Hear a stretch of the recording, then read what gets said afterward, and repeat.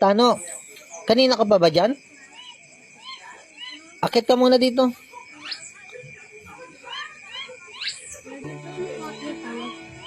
Dito ko na sasabihin ang dahilan kung bakit kita pinatawag. Pasok. Upo ka muna dyan. Maghapon kang wala, Kuya Tano. Saan ka galing? Nagasig ko ng mais at palay. Nagasig ka ng mais at palay. Mag-uumpisa na ng taniman ng mais at palay. Kaya pala maghapon kang wala. Ay sabi sa akin ni nanay mo, umalis ka nga at pumunta ka ng bukid. Tumulong ka dun sa kuya mo, no? Pagod ka?